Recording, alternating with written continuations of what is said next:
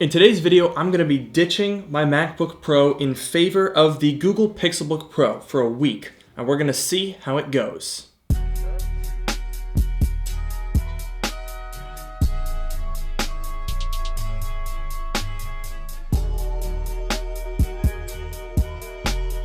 So we're going to start off this video, obviously, by unboxing the PixelBook Go. This is quite an interesting box. Whoa. Okay, we're gonna need a new camera angle for this one.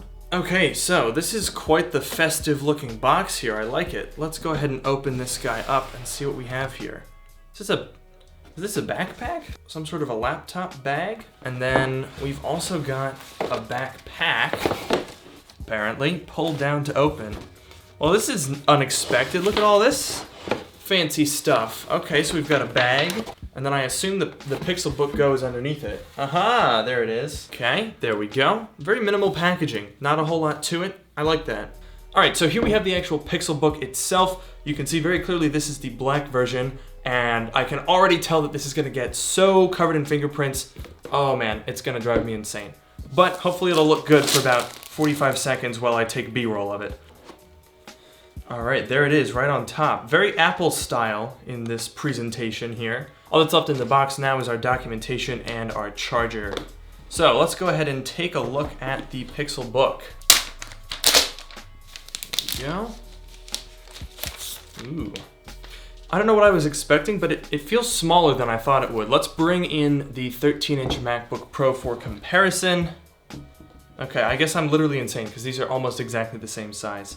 So I think the MacBook is a hair thicker than the PixelBook, but I can already tell that this is going to get smudged up. Like, it's already, just from me holding it, I don't know if that's showing up on camera, there's already fingerprints on it. One thing that I wasn't expecting on the bottom, this whole ribbed area, I thought from the pictures that this was rubberized, but it's not. This is the same material as the top.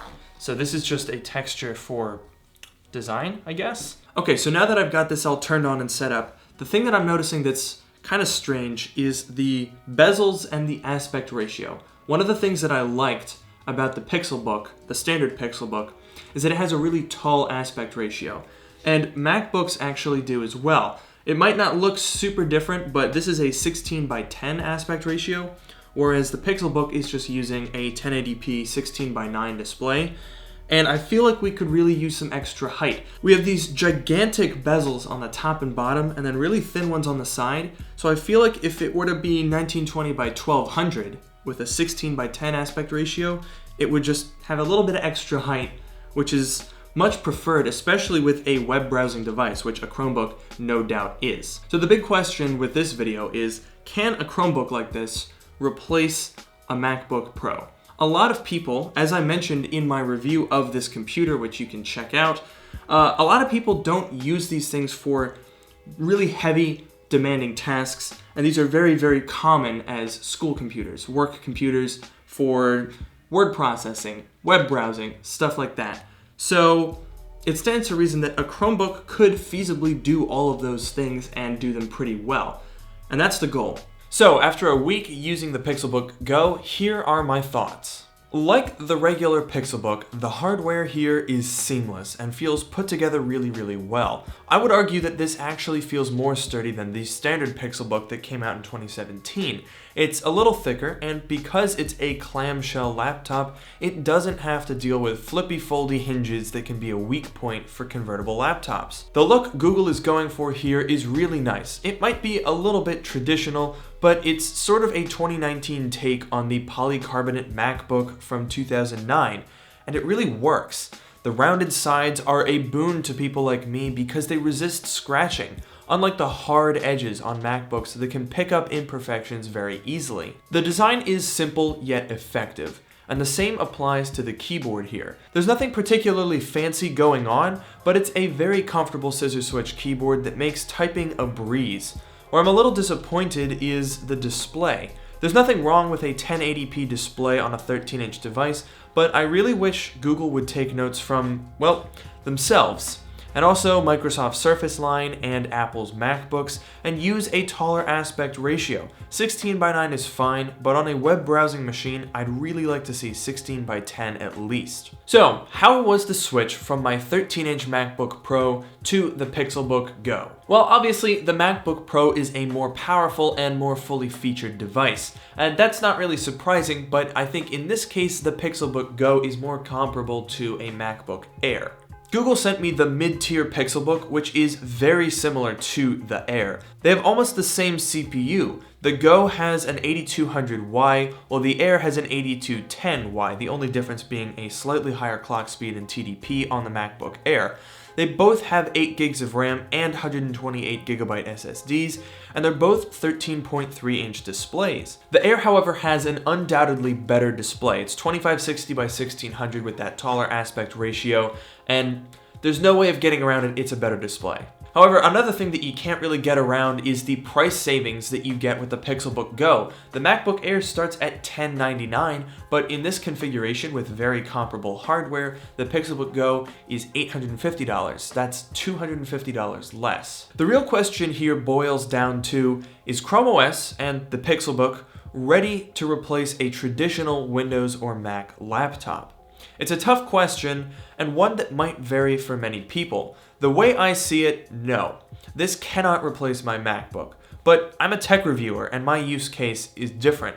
I think the Chromebook is great for about 80% of what I do on a laptop. Browsing the web, answering emails, posting on Twitter, analyzing YouTube statistics, and workshopping ideas. All of this stuff is super easy and doable on the Chromebook. Sure, I had to get used to switching from Pages to Google Docs, but I'll admit I'm an outlier and a lot of people use Google Docs on their Macs anyway. There are also nifty gestures that improve the usability of these devices. For example, if you swipe with 3 fingers across the trackpad, you can quickly scroll between all of the open Chrome tabs. I really like this feature, it's super useful. However, as soon as I go beyond tasks that could be done in Chrome tabs, the experience starts to break down. It's the little things, like not being able to drag images to the desktop, that bug me.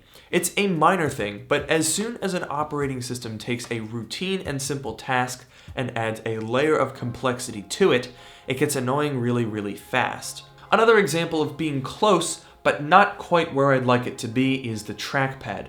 MacBooks have the best trackpads in the business. That's just the way that it's been for quite a number of years now. They're spacious, well calibrated, and they just work. The trackpad on the PixelBook Go is not bad by any means. In fact, I would say it's better than a lot of Windows laptops, but it's just not quite enough. When using the PixelBook Go, I found myself reaching to touch the screen, not because I preferred it, but because I felt impeded by the trackpad. It was annoying to drag windows around or click faraway buttons because the trackpad isn't as good as I'm used to on a MacBook. When I'm using my MacBook, I really have no desire to reach up and touch the screen because I feel so comfortable using the trackpad and the gestures that it just doesn't even cross my mind.